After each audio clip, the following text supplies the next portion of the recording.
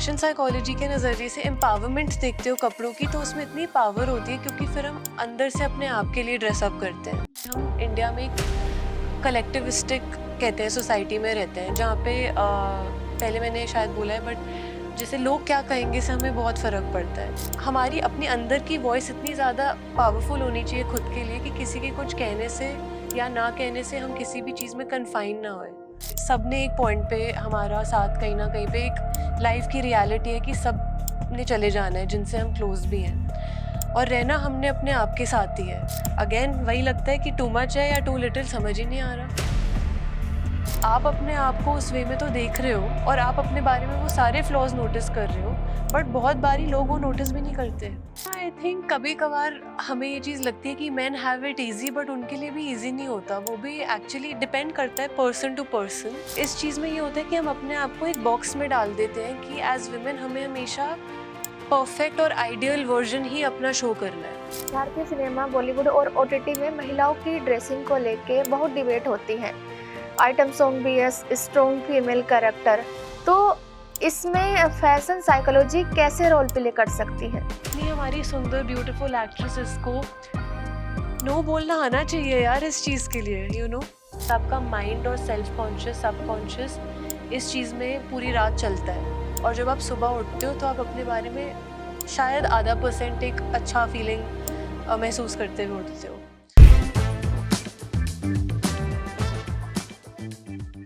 नमस्कार दोस्तों, स्वागत है आपका दास रोज टीवी पॉडकास्ट में। मैं आपकी होस्ट अंशु राजपूत और आज हमारे साथ एक बेहद ही खास मेहमान। जी हाँ, मैं बात कर रही हूँ प्रार्थना सबरवाल मैम की, जो एक फैशन साइकोलॉजिस्ट है। तो चलिए बिना किसी देरी के बात करते हैं मैम से। हेलो मैम, कैसी हैं आप? हाय, मैं अच्छी हूँ, आप कैसे हो? मैं भी अच्छी हूँ। कैसा रहा आपका सफर? अच्छा रहा, बस थक गए, दूर था काफी। हाँ। तो मैम, मेरे पास कुछ कार्ड हैं जिनको मैं दिखाऊंगी और आपको उसका रिप्लाई करना है 1 वर्ड में। ठीक है, तो चलिए शुरू करते हैं। 1 वर्ड में रिप्लाई करना है। हाँ, मतलब आप अपने हिसाब से कर सकते हैं। तो चलिए। जेन जेन जी ज़ी। मैं हूँ। और बहुत सारे बच्चों को मैं मेंटोर भी करती हूँ जो जेन जी होते हैं, बट बहुत मिसअंडरस्टूड जनरेशन है, बट बहुत इंटेलिजेंट जनरेशन है। वैसे मैं भी जेन ज़ी हूँ। वाओ। ट्रेंड्स यू लव और हेट? आई लव, जैसे बटर येलो आजकल बहुत ट्रेंड कर रहा है एज अ कलर। मैं तो क्लोथिंग वाइज ही बोलूंगी, देखो फैशन साइकोलॉजी पर्सपेक्टिव है। हेट में ऐसे सच कुछ करती नहीं हूँ, पर मुझे लगता है कि अपनी पर्सनैलिटी जिसमें अच्छी लगे वो करना चाहिए, और ट्रेंड को फॉलो ही नहीं इतना करना चाहिए। बट यस, क्रेजीएस्ट एडवेंचर ये मैंने देखा था पहले। आपने बताया भी था मुझे। तो मैं कुछ टाइम पहले अपने ग्रेजुएशन ट्रिप के लिए अपने फ्रेंड्स के साथ गई थी, और हम गए थे टर्की। और वहाँ पे हमने एक वाटर स्पोर्ट एडवेंचर किया था, और मैं बड़ी एक्साइटेड हो गई कि चलो करते हैं। और उसमें ना ऐसे पकड़ के बैठना था, और वो स्पीड बोट जा रही थी और उसके साथ हम थे। और मुझे ऐसे लग रहा था कि बस मैं उड़ के गिरने वाली हूँ ओशन के अंदर, और बस खत्म होने वाला है सब कुछ। वो बहुत स्कैरी था, बट वो क्रेजीस्ट एडवेंचर था मेरा आज तक का। Okay. Yes, love my family and my pets. That's what I feel about love. Next. College life, best. It's my favorite time of my entire life till now, and I think it will always be. बहुत प्यारा time था। Friendship, loyalty, ये आ रहा है मेरे मन में। वैसे आपने 1 वर्ड बोला था, मैं ज्यादा तो नहीं बोल रही नहीं ना? नहीं, आप 1 वर्ड में ही रिप्लाई कर रहे हैं। वैसे आपका मन है तो आप ज्यादा भी कर सकते हैं। ठीक है, डन। चाइल्डहुड बहुत सुंदर था। बहुत डिफरेंट स्कूल्स मैंने चेंज किए हैं लाइफ में, जिस वजह से मेरे को लगता है कि मैं बहुत अडेप्टेबल पर्सन बन चुकी हूँ। तो मेरा चाइल्डहुड का ये मेमोरी है। और मेरी फैमिली आर्मी में नहीं थी, बट हमने कंट्रीज भी चेंज किए और बहुत स्कूल्स चेंज किए, इसीलिए अनकंफर्टेबल सिचुएशन से इतना डर नहीं लगता अब। फर्स्ट क्रश, मैं कनाडा में थी, और जब मेरा स्कूल वहाँ पे था, और बहुत एम्बैरेसिंग स्टोरी है क्योंकि ऐसे 1 साइडेड क्रश था वो मेरा। हम सुनना चाहेंगे उस स्टोरी के बारे में। अरे मैं बहुत बेबी लव था यार। जैसे मैं I would have been probably 7-8-9 साल की होंगी। और बस दूर दूर से जैसे वो क्यूट कोई लगता है आपको, और आप देखते हो और वो आपके पिंपल का मजाक उड़ाते हैं और ये होता है और वो होता है। तो ऐसा सा था वो। मैंने अपनी सिस्टर को बताया था अपने फर्स्ट क्रश के बारे में, और उसने पूरी फैमिली में वायरल कर दी थी ये स्टोरी। अरे तो वो बात है, बट बहुत क्यूट टाइम था। अरे nice. Red flags as in men के लिए या generally? Generally generally red flag मुझे लगता है अगर कोई इंसान जजमेंटल हो और बिना किसी को समझे जाने अज्यूम करके एटीट्यूड और एरोगेंस में हो, मुझे ये चीज़ अच्छी नहीं लगती। तो मुझे वो रेड फ्लैग लगता है लोगों के बारे में। तो मैम ये हमारे पॉडकास्ट का पहला सेगमेंट था, अभी हम दूसरे सेगमेंट्स की ओर चलेंगे। ये तो मैम मैं आपसे जानना चाहूंगी कि फेमिनिज्म नजरिए से देखें तो फैशन महिलाओं के लिए एक पावर टूल भी रहा है और कहीं ना कहीं कंट्रोल का चैनल भी। तो आप फैशन साइकोलॉजी के नजरिए से आप इसे कैसे देखती हैं, इस समाज के इस दोहरेपन को? कंट्रोल का टूल हमारे लिए फैशन साइकोलॉजी के नज़रिए से अगर मैं देखूं तो विमेन बहुत चीज़ों से गुजरती हैं।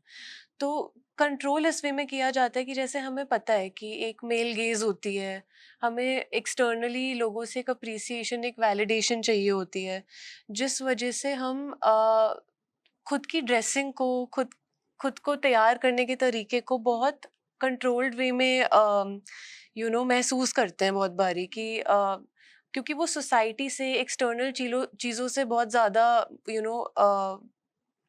इन्फ्लुएंस होता है।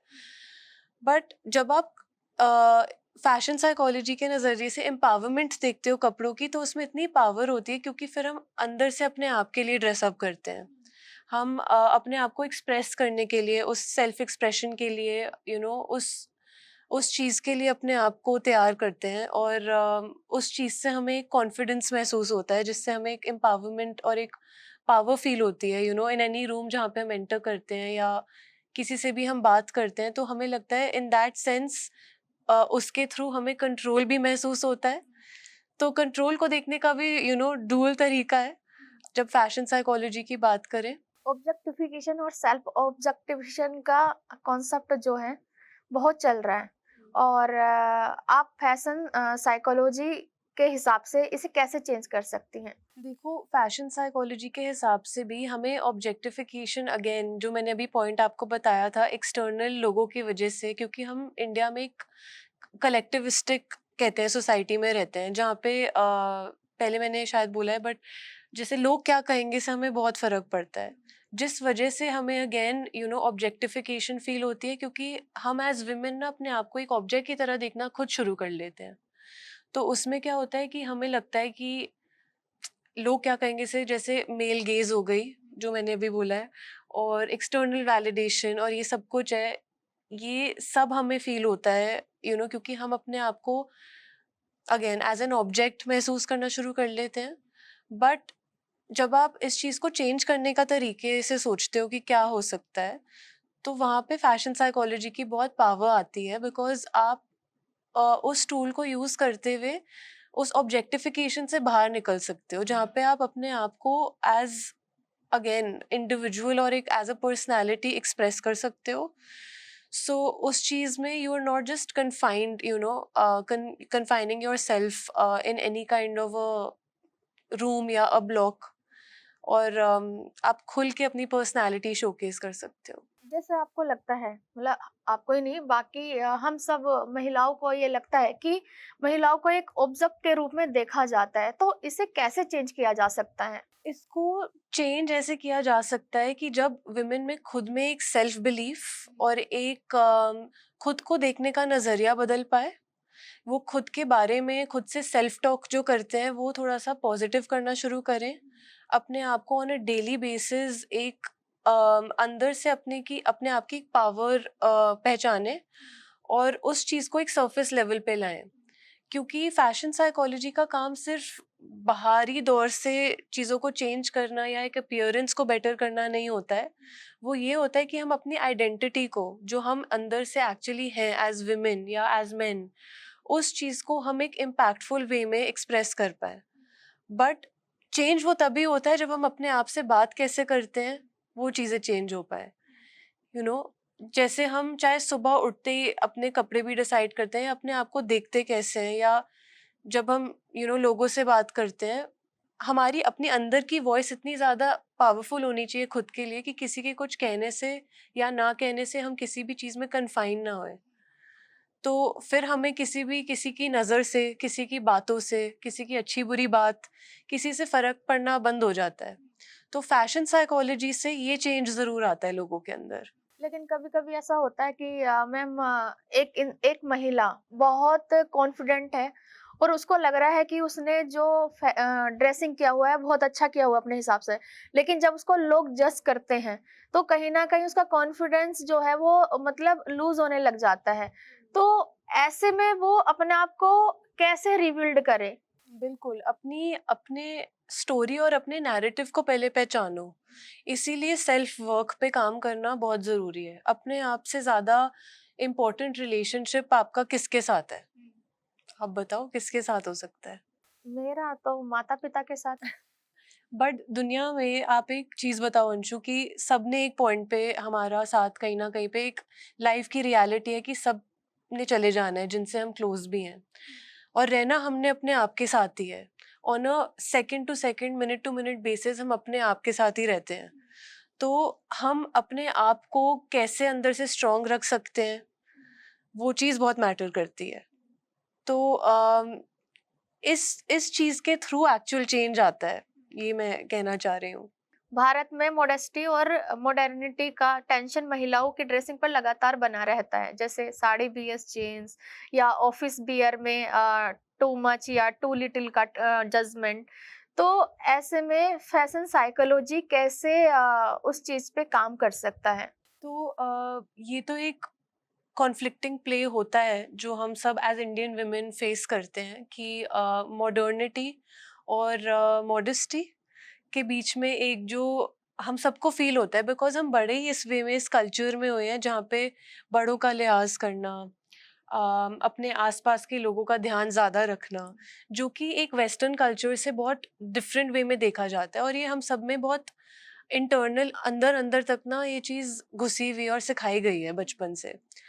तो ऑफ कोर्स इस चीज़ के साथ हर महिला गो थ्रू करती है ये चीज़ और फेस करती है। ऑफिस में भी, जनरल लाइफ में भी, साड़ी हो गई, जीन्स हो गई, कभी वही जीन्स आप किसी मीटिंग में पहन के जाते हो, तो वही कभी कभार लगता है कि आज मैं ज़्यादा ड्रेस्ड नहीं फील कर रही, और कभी कभार वही जीन्स लगती है आज मेरे में बड़ी पावर आ गई है, आज मैं खुद को मॉडर्न महसूस कर रही हूँ।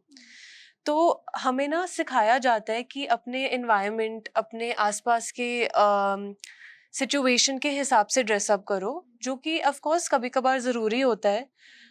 स्पेशली जैसे हम कभी ओल्ड दिल्ली की मार्केट्स जाते हैं या कहीं पे भी घूमने चले जाते हैं, तो एक आप मेट्रोपॉलिटन सिटी के मॉल में जा रहे हो वर्सेस आप ओल्ड दिल्ली या कहीं बहुत टियर 2 टियर 3 सिटीज़ के कहीं पे मार्केट्स में जा रहे हो, तो आप खुद ब खुद एज अ फीमेल अपने अंदर महसूस करोगे कि मुझे कहाँ पे किस तरीके के कपड़े पहनने चाहिए।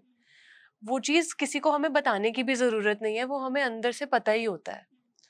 तो ये वाली जो एक चीज़ है ना, मॉडर्निटी को अडैप्ट करने की, उस वेस्टर्न कल्चर को अपने अंदर इम्बाइब करने की, बट अपने ट्रेडिशंस के साथ वो रूट्स में रहने की भी, इस चीज़ को हमें बहुत अच्छे से कैरी करना आता है, I think as Indian women. But of course बहुत बारी कॉन्फ्लिक्टिंग भी हो जाती है ये चीज़, क्योंकि अगेन वही लगता है कि टू मच है या टू लिटिल, समझ ही नहीं आ रहा। बट यहीं पे फैशन साइकोलॉजी का रोल आता है, और यहीं पे फिर आपको टेक्निक्स और टूल्स मिल जाते हैं समझने के, कि कहाँ पे अपने आप को अगेन अंदर का कॉन्फिडेंस से आपको कभी टू लिटिल या टू मच फील ही नहीं होगा, क्योंकि आप अपने आप को कैरी करोगे जहाँ पे भी लेके जाओगे। तो आपके कपड़ों से पहले आपका अंदर का एक ऑरा, एक एनर्जी दिखेगी, तो वो सबसे ज़्यादा ज़रूरी होता है। फेमिनिस्ट नजरिए से फैशन इंडस्ट्री महिला की बॉडी इमेज को कैसे प्रभावित करती है और फैशन थेरेपी इसमें कैसे काम कर सकती है? करेक्ट। मैंने इस पे एक बारी सीरीज भी करी थी अपने इंस्टाग्राम पे, द फर्स्ट टाइम आए, और उसमें मैंने बात करी थी अबाउट सेल्फ कॉन्शियसनेस हम सब में होती है, बॉडी इमेज इश्यूज हम सब में होते हैं। हमें ना, मैं सिर्फ कंट्री स्पेसिफिक नहीं बोल रही, पर हमने ये चीज़ें सुनी है बड़े होते होते अपने अपनों से ही, अगर आप थोड़े से प्लम होते हो, थोड़े से ओवरवेट होते हो, तो आप ये वर्ड्स सुनते हो, राइट? मैं बोलना ही नहीं चाहती वो वर्ड्स, किसी को भी ट्रिगर नहीं करना चाहती, बट वो बोला जाता है, हमारे स्किन टोन के ऊपर हमें बोला जाता है। कभी कभार कुछ नहीं भी होता ना बुरा फील करने के लिए, तब भी हमें समहाउ बुरा फील कराया जाता है कि नहीं, तुम्हारे बाल ऐसे हैं, तुम ज्यादा कर्ली बाल हैं, तुम्हारे ज्यादा स्ट्रेट बाल हैं, बहुत कुछ होता है। और बाहर की वॉइस तो होती ही होती है। फिर ये सब सुन के, क्योंकि आप छोटे से बच्चे होते हो जब से ये चीजें इम्पैक्ट करनी शुरू करती हैं आपको। और मैं आपको बता रही हूँ अंशु, हर इंडिविजुअल की अपनी इतनी डिफरेंट प्रॉब्लम्स होती हैं ना, नॉट एक इंसान की सेम, मतलब आप दो जनों को भी कंपेयर करोगे ना, अगर सिमिलर प्रॉब्लम्स भी हो, रीजंस और वो सब कुछ बहुत डिफरेंट होंगे, बट हम उसको एक ब्रैकेट में डाल देते हैं, which is called body image या which is called self consciousness, कि अपने आप को हम फिर नेगेटिव सेल्फ टॉक करनी शुरू कर लेते हैं। अपने बारे में भी सोचते हैं, अरे मेरे को वो स्ट्रेच मार्क्स हैं, मुझे ऐसे बर्थ मार्क है, मुझे ये है, मुझे वो है, मेरा यहाँ से आर्म्स ऐसे लगती हैं, मेरी थाइज ऐसे लगती हैं। हम कितना बोलते हैं अपने आप पिंपल को। हो जाता है तो कितना कुछ बिल्कुल, करते हैं। बिल्कुल, हमें लगता है कि बस पूरी दुनिया तो हमें इसी वे में देख रही है अब।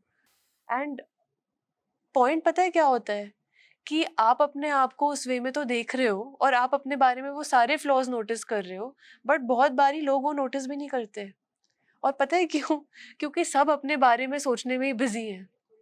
आपके साथ कुछ भी हो जाए लाइफ में ना, सच्ची में कोई दूसरे को इम्पोर्टेंस इतनी देता ही नहीं है। तो फैशन थेरेपी के थ्रू जो मैं अपने सेशंस में कराती हूँ, और वन ऑन वन हम जब एक, आई कॉल इट, एक एक जर्नी पे फोकस करते हैं, एक एक इंसान पे, तो हम एक इंसान की पूरी अंदर की लाइफ स्टोरी में जाते हैं, रादर देन कि बाहर से हमें उनके ड्रेसिंग सेंस या ये सब चेंज करना, या टिपिकल स्टाइलिंग की जैसे टिप्स होती हैं कि ओ आप टॉल हो तो आप ऐसे पहनो, आप थोड़े ओवरवेट हो तो आप ऐसे पहनो। We don't follow these rules, because me as a psychologist आप उस स्पेस से आते हो जहाँ पे आप किसी को जज नहीं कर रहे हो, आप दूसरों को अपनी पावर रियलाइज करवा रहे हो, उनके अंदर जो है। तो उनकी जो जो चीज़ें लाइफ में फेस हुई हैं, जैसे अगर आज आप और मैं बात करें, मैं आपकी पूरी लाइफ की जर्नी समझूंगी, मैं समझूंगी कि वो क्या ट्रिगर पॉइंट्स हैं जो आपको ट्रिगर करते हैं और क्यों करते हैं। किसी ने आपको बोला है, आपने खुद के लिए वो चीज़ नॉर्मलाइज कर ली है। और अपने आप से अगेन वो प्यार वापस कैसे करना है, जो सबसे ज़्यादा इम्पोर्टेंट चीज़ है, सेल्फ लव। तो ये चीज़ बहुत इम्पोर्टेंट होती है हम सबके लिए, जो फैशन साइकोलॉजी और फैशन थेरेपी के ज़रिए हम चेंज करते हैं। बिकॉज अगेन अंदर से बाहर की तरफ आपका कॉन्फिडेंस दिखता है, not the other way around, जो कि बहुत बारी हम सब ने एक्सेप्ट कर लिया है कि इवेंट है तो हमने स्टाइलिंग कर ली, बट डे टू डे में आप अपने अंदर से कैसा फील करते हो वो कैसे चेंज करोगे? वो कौन कर रहा है? वो एक, sorry not demeaning any career, but वो कोई स्टाइलिस्ट, कोई नॉर्मल एक, जैसे आप साइकोलॉजिस्ट के पास भी जाओ, थेरेपीज के लिए जाओ, बट एक स्पेशलाइज्ड थिंग इन आपके सेल्फ एक्सप्रेशन और आपके सेल्फ कॉन्फिडेंस और आपके सेल्फ कॉन्शियसनेस को लेके कौन उस पर वर्किंग करता है, वो चीज़ कोई ज़्यादा नहीं कर रहा। वो एक फैशन साइकोलॉजिस्ट का एक जॉब हो गया आपका उस वे में आपका कॉन्फिडेंस वापस लाने में।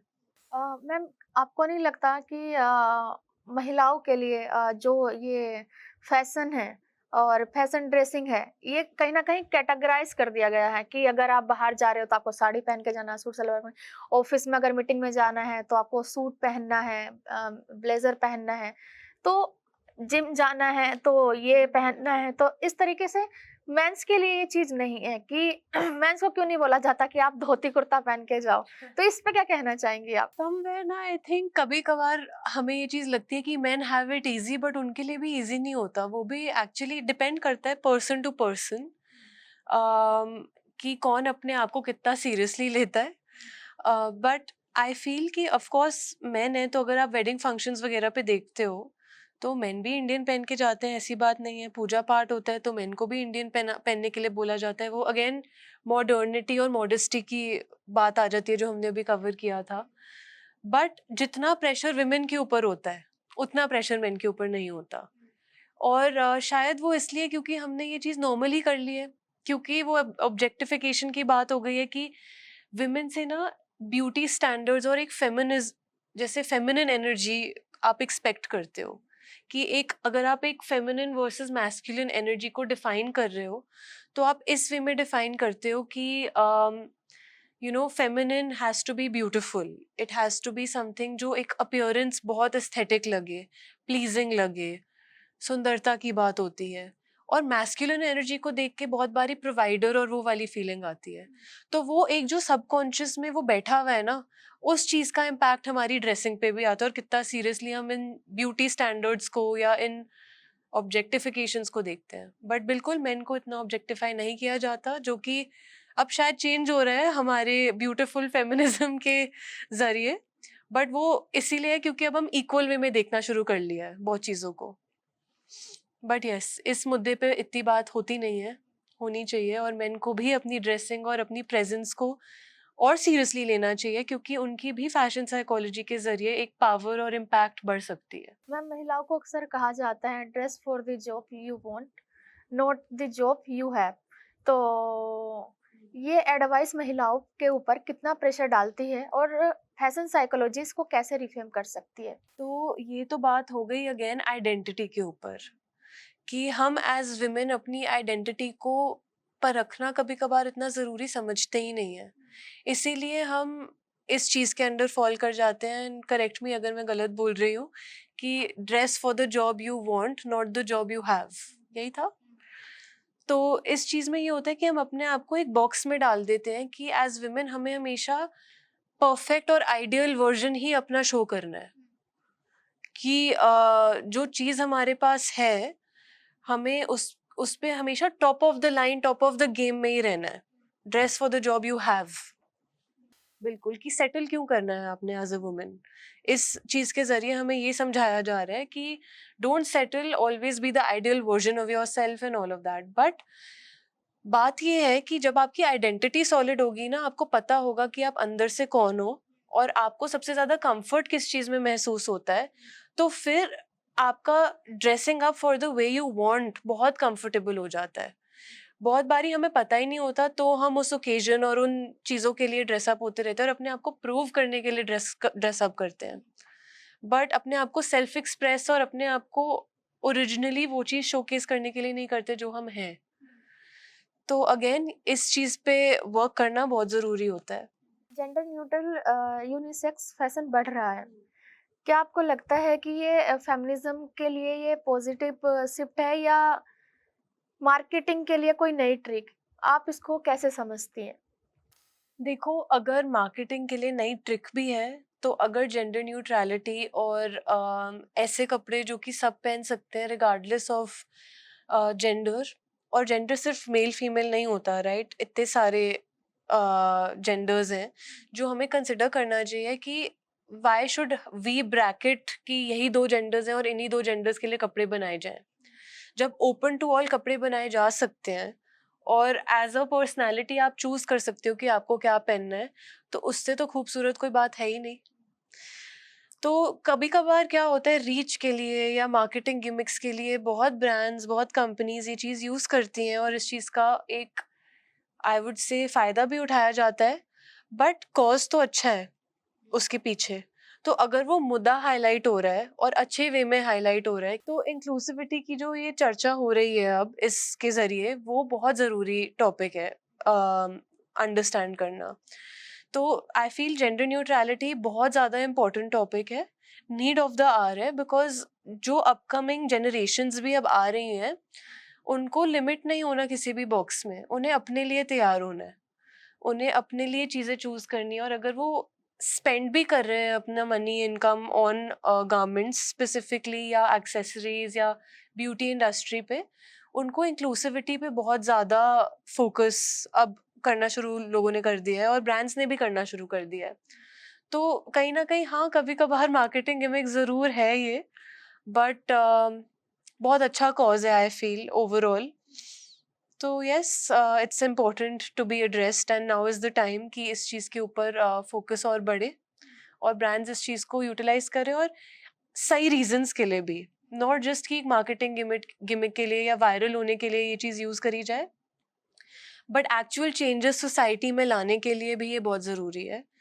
जो आप अगेन लोगों को समझते हुए चीज़ें बनाओ रादर देन किसी भी केज के अंदर ब्रैकेट करने के जगह। सोशल मीडिया पर एस्थेटिक फेमिनिज्म और परफॉर्मेटिव फेमिनिज्म बहुत तेजी से बढ़ रहा है, जहां कपड़े, फिल्टर और पोज फेमिनिस्ट का प्रूफ बनते जा रहे हैं। फैशन साइकोलॉजी के हिसाब से इसे कैसे देखते हैं? देखो, एस्थेटिक फेमिनिज्म जो हो गया या परफॉर्मेटिव फेमिनिज्म जो हो गया, ये जो दोनों चीज़ें हैं, ये बेसिकली ये है कि इन चीज़ फेमिनिज्म को एक सुंदर तरीके में कैसे पोर्ट्रे किया जाए, और हम एज जनरल विमेन हो गए, मेन भी हो गए, कि हम कूल भी लग सकते हैं, अगर हम इन मुद्दों के ऊपर बात करेंगे।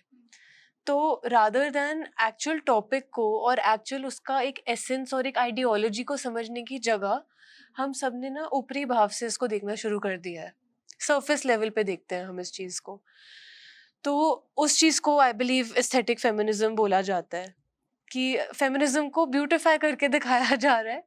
बट बात तो बहुत सिंपल चीज़ों की हो रही है ना, कि जैसे over the years, over the generations, women और मेन की इक्वालिटी ही नहीं थी, चीज़ें फेयर ही नहीं थी, राइट्स भी सेम नहीं थी।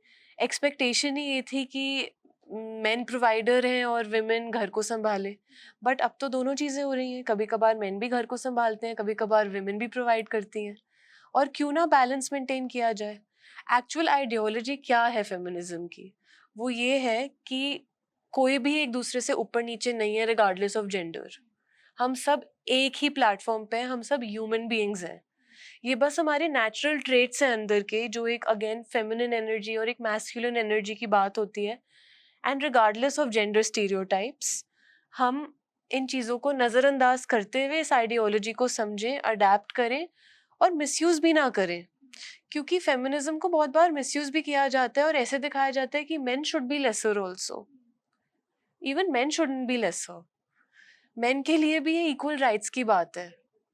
तो इस वे में आई थिंक फेमिनिज्म को कभी कभार एस्थेटिक और प्लीजिंग वे में दिखाया जा रहा है, जस्ट फॉर लाइक्स मिल जाएं या शेयर्स ज़्यादा मिल जाएं, हमको रीच बढ़ जाए हमारी, या हम भी सोशल एम्पावरमेंट के कॉजेज़ के बारे में बात करते हैं और हमें भी पता है इस चीज़ के बारे में, हम कूल हैं। बट ये टॉपिक सीरियस है, और इसके पीछे बहुत ज़रूरी है कि वॉइसेस उठें और एक्चुअली इस चीज़ को समझें और इसके इम्पैक्ट को, और ये सही तरीके में पोर्ट्रे किया जाए। या मैं आपसे जानना चाहूंगी कि आपकी नज़रों में फेमिनिज्म की क्या डेफिनेशन है? आप किस तरीके से फेमिनिज्म को देखती हैं? मैं फेमिनिज्म को इसी तरीके से देखती हूँ अंशु, कि एक मेल, फीमेल या any gender regardless of that stereotype, हम सब एक ही लेवल ऑफ प्लेटफॉर्म पे हैं। लाइफ फेयर नहीं होती है, ये मैंने कहीं पे सुना भी था बहुत ब्यूटीफुल वे में, कि हम सबकी स्टार्टिंग लाइन ही सेम नहीं होती है जब हम किसी लाइफ की रेस में आते हैं, पैदा होते हैं। कुछ लोग 70 मीटर्स पीछे से शुरू कर रहे हैं, कुछ 100 मीटर्स आगे से, कुछ 500 मीटर्स आगे से। तो ऑफ कोर्स ये चीज़ें एक सोसाइटल सोशल स्टेटस का एक डेफिनेशन हो गया। But at the core feminism का मतलब ये होता है कि रिगार्डलेस ऑफ आगे पीछे, इससे कुछ फर्क नहीं पड़ता। सोसाइटी में आप सोशल स्टेटस वाइज बहुत ऊपर भी हो या बहुत नीचे भी हो, विमेन को फिर भी बहुत टाइम तक इक्वल ट्रीटमेंट मिल ही नहीं रही थी। तो मेरे नज़रिए में फेमिनिज्म का यही मीनिंग है कि विमेन को एटलीस्ट एक उस लेवल तक देखा जाए जहाँ पे मेन को ऑलरेडी देखा जाता है नेचुरली समहाउ। क्योंकि एक बेटा घर पे पैदा होना पहले बहुत इम्पोर्टेंट और अमेजिंग माना जाता था, और बेटी का पैदा होना लगता था कि फैमिली इनकम्प्लीट है अभी भी। अभी तक शायद ऐसा बहुत लोग फेस करते हैं और फैमिलीज ऐसे हैं, क्योंकि हम सिर्फ मॉडर्न फैमिलीज की बात नहीं कर रहे या टियर 1 सिटीज़ की बात नहीं कर रहे हैं। बहुत सिटीज़ हैं इंडिया में, दुनिया में, हर जगह पे जहाँ पे ये बहुत इम्पोर्टेंट मुद्दा है। और इस वे में मैं इस चीज़ को देखती हूँ कि फेमिनिज्म के थ्रू एटलीस्ट ये बात हो रही है। आज आप मुझसे क्वेश्चन पूछ रहे हो और लोग इन चीज़ों के बारे में बात करके बहुत दूर दूर तक ये बात पहुँचा रहे हैं कि इक्वल राइट्स इम्पोर्टेंट हैं। इक्वालिटी, मैं बहुत गलत बोल रही हूँ उस वर्ड को, ये काट देना बट इक्वालिटी बहुत इम्पोर्टेंट है। एंड सेम प्लेटफॉर्म पे एक दूसरे को रखना बहुत ज़रूरी है। तब तो हम कोई और बात कर सकते हैं या कोई चेंजेस ला सकते हैं। भारतीय सिनेमा, बॉलीवुड और ओटीटी में महिलाओं की ड्रेसिंग को लेके बहुत डिबेट होती है। आइटम सॉन्ग भी है, स्ट्रॉन्ग फीमेल कैरेक्टर। तो इसमें फैशन साइकोलॉजी कैसे रोल प्ले कर सकती है? मेरे हिसाब से तो अगेन हम ये ऑब्जेक्टिफिकेशन की ही बात कर रहे हैं अबाउट विमेन कि एम्पावर्ड रोल्स भी दिखाए जाते हैं बॉलीवुड ओटीटी में, सिनेमा में विमेन को लेके, बट बहुत बारी आइटम नंबर्स के थ्रू जिस वे से विजुअली डिपिक्ट किया जाता है वो चीज़ों में चेंज थोड़ा सा लाना बहुत ज़रूरी है, बिकॉज अगेन ये सब टीआरपी शायद के लिए होता है, व्यूअरशिप के लिए होता है। और बहुत ऑनेस्टली स्पीकिंग, जो हम माइंडसेट शिफ्ट की बात भी कर रहे थे ना अंशु, फेमिनिज्म को लेके भी और इन इम्पोर्टेंट टॉपिक्स को लेके, एक जगह पे आप सिनेमा और प्लेटफॉर्म को यूज करते हुए मासेस के पास पहुंच रहे हो, जहाँ पे आप एक वॉइस दिखा रहे हो, जैसे मर्दानी मूवी आई थी, छपाक भी आई थी, if I am pronouncing it correctly. ये बहुत इंपॉर्टेंट टॉपिक्स है जिनके बारे में हम बात कर रहे हैं और विमेन को दिखा रहे हैं इन एम्पावर्ड वे, राइट? और मेन को भी इन एम्पावर्ड वे में दिखा रहे हैं, क्योंकि हर एम्पावर्ड विमेन के पीछे भी बहुत एम्पावर्ड मेन भी होते हैं। और उसी चीज में जो इश्यूज क्रिएट करे जाते हैं या जो मेन ऐसे नेगेटिव वे से ट्रीट करते हैं विमेन को, वही चीज तो हाईलाइट हो रही है बहुत वेज में, क्योंकि कॉज भी वही है। तो आई बिलीव कि आइटम नंबर्स को जैसे डिस्प्ले किया जाता है विजुअली, इवन थोड़े बहुत वर्डिंग्स जो म्यूजिक में होते हैं, उस चीज को हमें इतना नॉर्मलाइज नहीं करना चाहिए। और इतनी हमारी सुंदर ब्यूटीफुल एक्ट्रेसेस को नो बोलना आना चाहिए यार इस चीज के लिए, बिकॉज आप बहुत सुंदर हो, आप में बहुत टैलेंट है, पर आप ये चीज क्यों कर रहे हो? ये मेरा क्वेश्चन है उन एक्ट्रेसेस से कि आपको पता है ये मासेस तक पहुंच रही है चीज, और इसका कितना बड़ा इम्पैक्ट हो सकता है on people's mindsets, specially on men who don't have that kind of knowledge. जिन मेन को लगता है ये तो नॉर्मल है कि स्टेज पे वो खड़े होके डांस कर रही है, उसे ऑब्जेक्ट की तरह देखा जा रहा है, उस पर पैसे फेंक रहे हैं, गन्स चल रहे हैं, ठीक है, स्क्रिप्ट का यही वो है, या मूवी में वही सेंस बनता है दिखाने का, बट क्रिएटिविटी की भी एक सोशल सीमा होनी चाहिए, बिकॉज इसका इम्पैक्ट होता है। और हमारे बॉलीवुड ओटीटी का बहुत इम्पैक्ट है मासेस के ऊपर।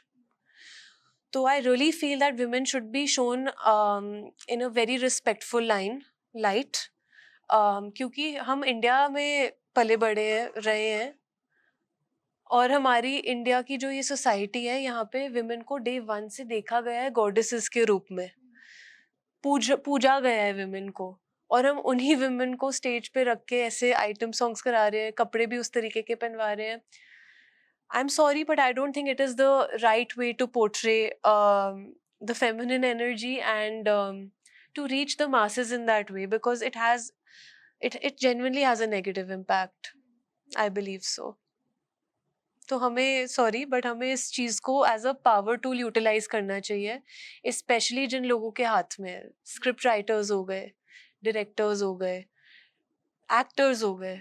ये कॉन्शियस डिसीजन है, इस डिसीजन को प्लीज़ लो। आई नो ये गानों पे हम सब भी डांस करते हैं और मस्ती करते हैं वेडिंग्स पे, पार्टीज पे, शायद मैंने भी इन चीज़ों को इन म्यूज़िक को शायद कहीं ना कहीं पे कंज्यूम किया है, देखा है, वेडिंग फंक्शंस पे बजते हैं, फ्रेंड्स की शादियां होते हैं, परफॉर्म किया है, but at the end of the day, at the core, it's wrong, और ये होना ही नहीं चाहिए मेरे हिसाब से।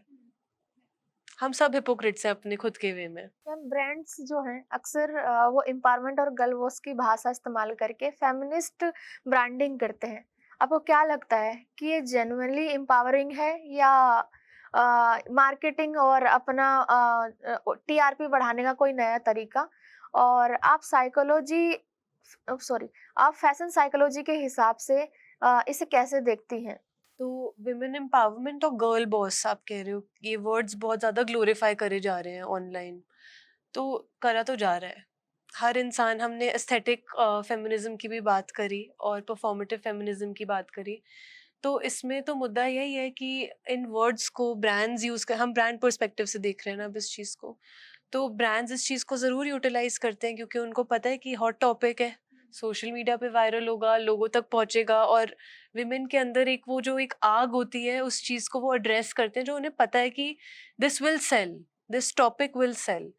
तो I am not against brands doing that, because I feel like again बात तो अच्छे टॉपिक के बारे में हो रही है और उसे यूटिलाइज किया जा रहा है, बट ब्रांड्स बहुत बारी ना अगेन बहुत सुपरफिशियल वे में इस चीज़ को यूज़ करते हैं कि जस्ट बिकॉज ट्रेंड कर रहा है गर्ल बॉस वर्ड या विमेन एम्पावरमेंट वर्ड, उस चीज़ को अपनी स्टोरी से, अपनी ब्रांड की जर्नी से, या तो जैसे आपके फाउंडर हो गए या आपके आर्टिसंस हो गए जिनके साथ आप वर्क करते हो, क्राफ्ट्समैन हो गए या विमेन हो गई जिन्हें आप एम्पावर कर रहे हो अपने कंपनी या ऑर्गेनाइजेशन के within as a brand मैं बात कर रही हूँ।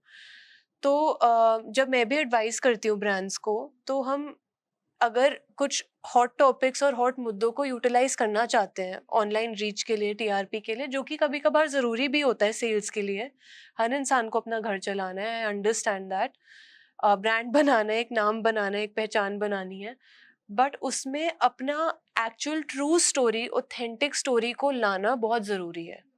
उस चीज़ को आप सिर्फ बेचने के लिए मत बेचिए, उस चीज़ में आप अपनी कहानी बताओ, अपनी ट्रू एक हिस्ट्री और जर्नी बताओ, या फिर ऐसी चीज़ या ऐसी कलेक्शन या ऐसा कुछ चीज़ क्रिएट करो, क्योंकि आप अगर ब्रांड हो और चीज़ें बना ही रहे हो, तो उस चीज़ से बनाओ ना कि जिसमें ये वाला टॉपिक अगर आपको यूटिलाइज करना है तो वो चीज़ एक जर्नी दिखे तो और मैच तो करे, एक नैरेटिव तो बने।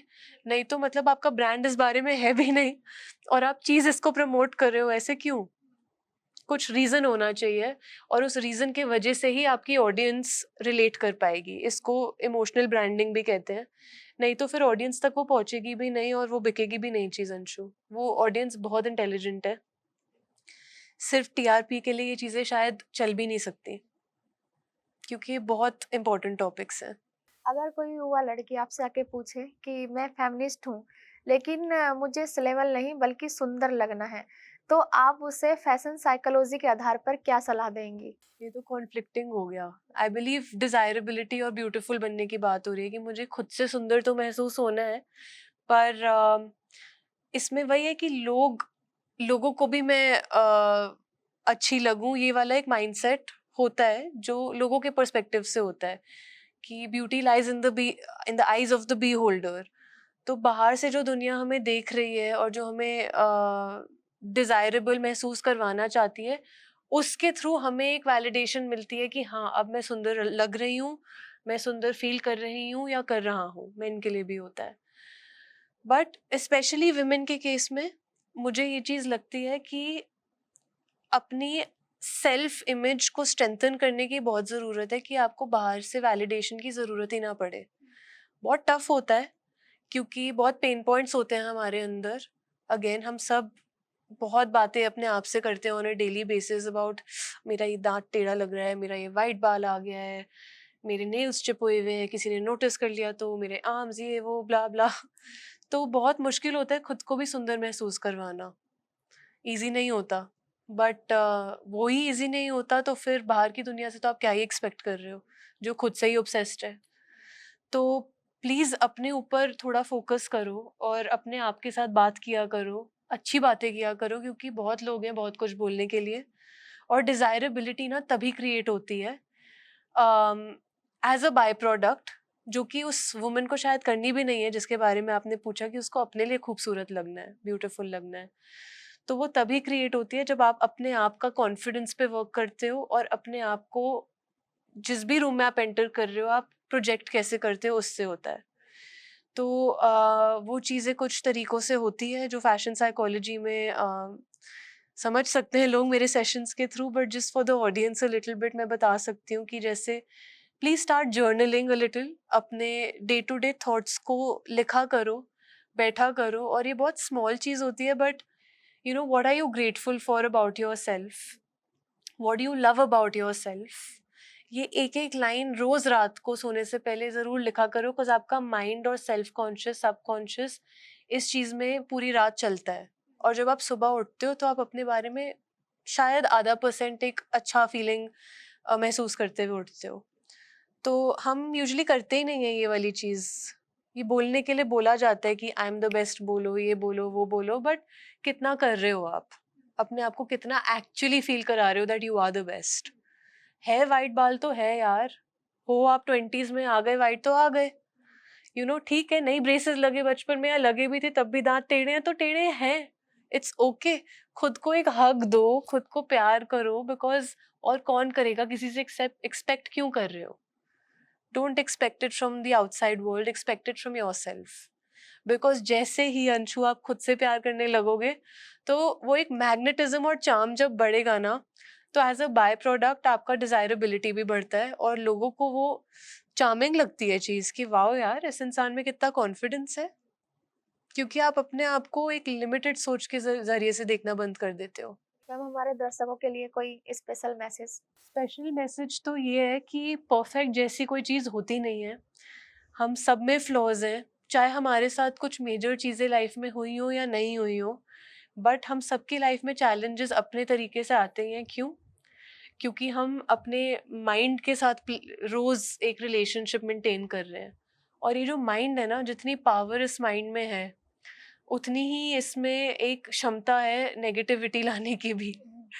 तो मैं ऑडियंस को यही बोलना चाहूंगी कि आप प्लीज, कभी कभार खुद से ये सपोर्ट नहीं फील हुआ जाता, ये टेक्निक्स और टूल्स नहीं आते, तो प्रोफेशनल्स के पास जाओ जो ये चीज़ करते हैं। मैं भी हूँ, देखो इंडिया में मैं I am the only fashion psychologist practicing right now, but of course there are other psychologist, therapist for easy access. अगर आपके घर के पास कोई है, या आप मुझसे रीच आउट करना चाहते हो या बात करना चाहते हो, प्लीज करो, because this is an important point to work on yourself and to really work on your relationship with yourself. Because जैसे मैंने शुरुआत करी थी और बोला था कि द मोस्ट इम्पॉर्टेंट रिलेशनशिप जो भी लाइफ में होगा आपका, वो अपने खुद के साथ होगा। बिकॉज बहुत लव्ड वंस लाइफ में आएंगे भी, जाएंगे भी, एंड आप रोक नहीं सकते उस चीज़ को। तो कोई चीज़ इनएविटेबल अगर है लाइफ में, जैसे कि डेथ हो गई of your loved ones also, वो नहीं रोक पाओगे। तो आपका जो एक खुद पे आपने वर्क किया होगा ना, उस चीज़ से आपको स्ट्रेंथ मिलती रहेगी लाइफ में। तो ये टूल्स टेक्निक समझनी बहुत ज़रूरी होती है। ये मेरा मैसेज है। Thank you so much ma'am, आपसे बहुत कुछ जानने का मौका मिला, बहुत कुछ सीखने का मौका मिला। आई होप ऑडियंस को भी हमारी बातचीत पसंद आई होगी, तो thank you so much. Thank you so much.